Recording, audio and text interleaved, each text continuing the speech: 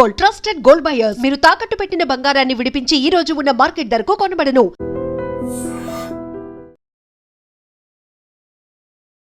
నమస్తే, welcome to I dream talking point with Kavitha.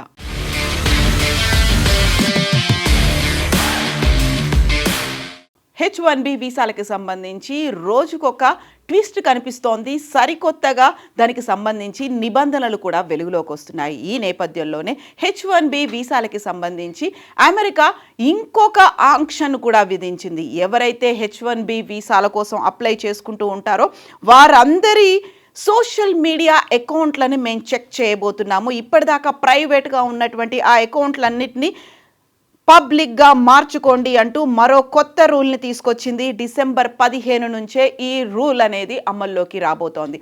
So H1B వీసాల కోసం apply చేసుకున్నటువంటి వారి డిజిటల్ ప్రింట్స్ ఏవైతే ఉన్నాయో, వారి మనస్తత్వం ఎలా ఉంది, వారి ఐడియాలజీ ఎలా ఉంది, at the same time America పట్ల వారు అనుసరించినటువంటి వైఖరి, గతంలో వారు ఎలాంటి ట్వీట్లు చేశారు, లేకుంటే సోషల్ మీడియా వేదికగా వారు ఎలాంటి పోస్టులు చేశారు, వీటన్నిటికీ సంబంధించి కీలకమైనటువంటి డిజిటల్ ఫుట్ ప్రింట్స్ మీద అమెరికా ఇప్పుడు తన దృష్టిని సారించబోతోంది. అందువల్లే ఇప్పటిదాకా ప్రైవేట్గా ఉంచుకున్నటువంటి కొన్ని అకౌంట్లను కూడా ఇప్పుడు అనివార్యమైనటువంటి పరిస్థితుల్లో పబ్లిక్ చేయక తప్పని పరిస్థితి ఏర్పడింది.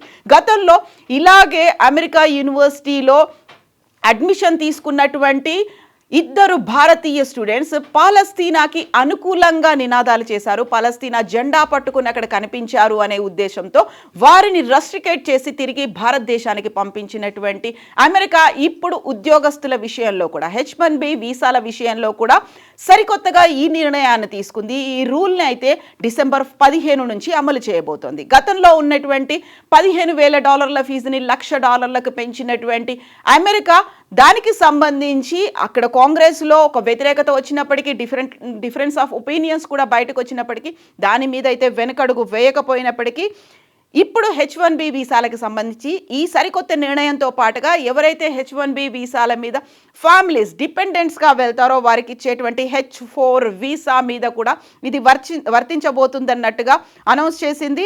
H1B వీసా సరికొత్తగా అప్లై చేసుకునే వాళ్ళు, ఆ తర్వాత H4 వీసాకి సంబంధించి దరఖాస్తుదారులు తమ సోషల్ మీడియా ఖాతాలని పబ్లిక్ సెట్టింగ్స్గా మార్చాల్సినటువంటి అవసరం ఉంది. సో అమెరికా స్టేట్ డిపార్ట్మెంట్ వీటన్నిటిని పరిశీలించబోతోంది. అందులోనూ ఇప్పటికే స్టూడెంట్స్ ఎక్స్చేంజ్ వీసాలకి సంబంధించి ఈ నిబంధన అనేది ఉంది. వాళ్ళ సోషల్ మీడియా అకౌంట్లని ప్రైవేట్ కాకుండా పబ్లిక్గా చేయాలి అనేటువంటి నిబంధన ఉంది. దీంతో పాటుగా ఇప్పుడు H1Bతో పాటుగా H4 వీసాల కేటగిరీలో కూడా వర్తింప చేయబోతున్నారు.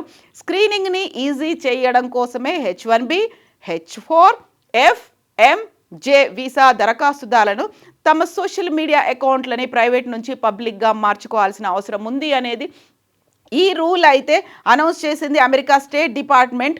ఈ దిశగా సరికొత్త నిర్ణయాన్ని తీసుకుంది. అమెరికా వీసా అనేది హక్కు కాదు, ప్రత్యేక అనుమతి మాత్రమే అనేది జాతీయ భద్రత కోసం అన్ని రకాల సమాచారాన్ని పరిశీలిస్తామని ఆ ఆదేశాల్లో వెల్లడించారు.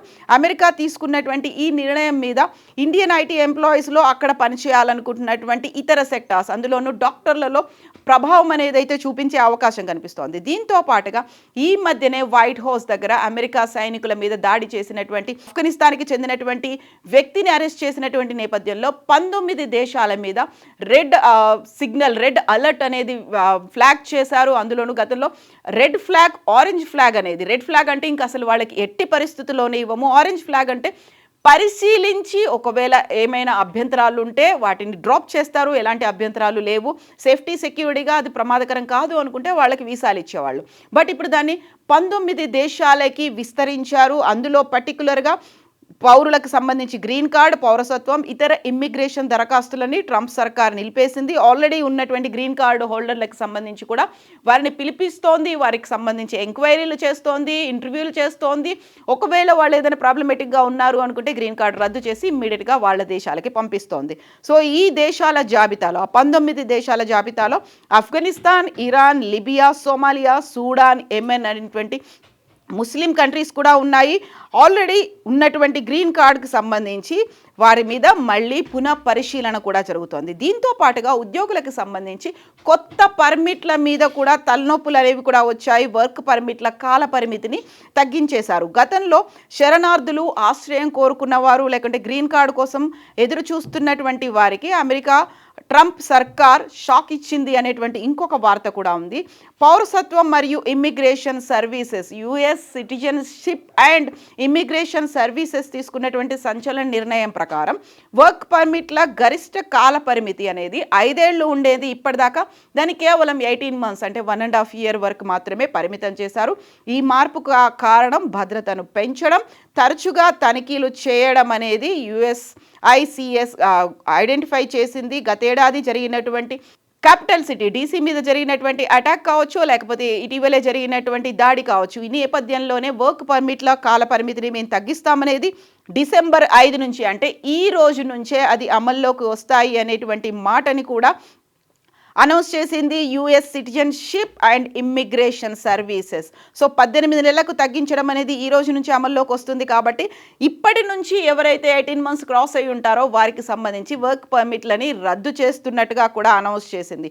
ఉద్యోగ అనుమతి గరిష్ట కాల పరిమితిని తగ్గించడం ద్వారా అమెరికాలో పనిచేయాలనుకునే వారు ప్రజల భద్రతకు ముప్పు కలిగించకుండా లేదా హానికరమైన అమెరికా వ్యతిరేక సిద్ధాంతాలను ప్రోత్సహించకుండా తీసుకోవచ్చు అనేటువంటి మాటని చెప్పింది.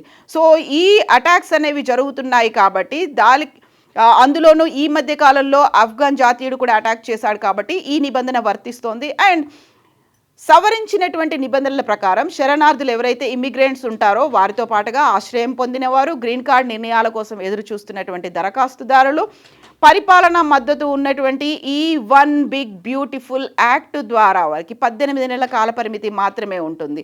సో టెంపరరీ ప్రొటెక్టెడ్ స్టేటస్ హోల్డర్లు, పెండింగ్లో ఉన్నటువంటి TPS దరఖాస్తుదారులు, వీరందరికీ కూడా 1 సంవత్సరం లేకుంటే దానికంటే కూడా తక్కువ కాల పరిమితి అనేది ఉన్నట్టుగా ఐడెంటిఫై చేసింది. దీనికి సంబంధించి వర్క్ పర్మిట్లను రెన్యువల్ చేయమని దరఖాస్తుదారులను బలవంతం చేయడం వల్ల ఇప్పటికే రికార్డ్ బ్యాక్లాగ్లతో ఇబ్బంది పడుతున్నటువంటి వ్యవస్థలో ఇది మరింత బర్డెన్ అవుతుంది అనేటువంటి మాటని ఐడెంటిఫై చేసింది. ప్రభుత్వం దీనిని అవసరమైనటువంటి ప్రజా భద్రతా చర్యగా వాదిస్తున్నప్పటికీ ఆశ్రయం కోరుకునే వారిని దేశంలో ఉండకుండా బయటికి తరిమేయడం అనేటువంటి ప్రక్రియ అనేది వారిని నిరుత్సాహపరచడమే అనేటువంటి వాదనలు కూడా విపక్షాల నుంచి వినిపిస్తున్నటువంటి నేపథ్యం. సో వర్క్ పర్మిట్లని కాలపరిమితిని తగ్గించారు. At the same time social media అకౌంట్లకు సంబంధించి ఇప్పుడు ప్రైవేట్ కాకుండా దాన్ని పబ్లిక్గా ఉంచాల్సినటువంటి అవసరం ఉంది. సో మనం అమెరికా పట్ల ఎలాంటి వైఖరితో ఉన్నాము, మన దృక్పథం ఏంటి, మనం చేసినటువంటి గతంలో కొన్నేళ్ల నుంచి చేసినటువంటి పోస్టులు ఏంటి, వాటన్నిటికీ సంబంధించి డిజిటల్ ఫుట్ ప్రింట్లను కూడా కౌంట్ చేయబోతోంది అమెరికా ప్రభుత్వం. ఈ సరికొత్త నిబంధనల గురించి మీరేమనుకుంటున్నారో కామెంట్స్ రూపంలో తెలియజేయండి. నిజంగా ప్రస్తుతం ఉన్నటువంటి సమాజం దేనికి ప్రయారిటీ ఇస్తుంది? ఆర్థిక సంబంధాల చుట్టూ మాత్రమే తిరుగుతుంది. మళ్ళీ ఎన్నికలంగానే చాలా విరక్తి కలుగుతున్నాం. మంచి అనిపిస్తుంది కదా, లేడీస్ కూడా ఛాలెంజింగ్ జాబ్స్ చేసినప్పుడు చాలా బాగుంటది. ట్రాఫిక్ అసిస్టెంట్స్ గా నియమించిన ట్రాన్స్జెండర్స్ అందరితో సాల్యూట్ చేయించుకుంటున్నారు. ఫుడ్ డెలివరీ ఇవ్వటానికి వెళ్ళినటువంటి డెలివరీ బాయ్ అనిల్ పై కళ్ళ ముందు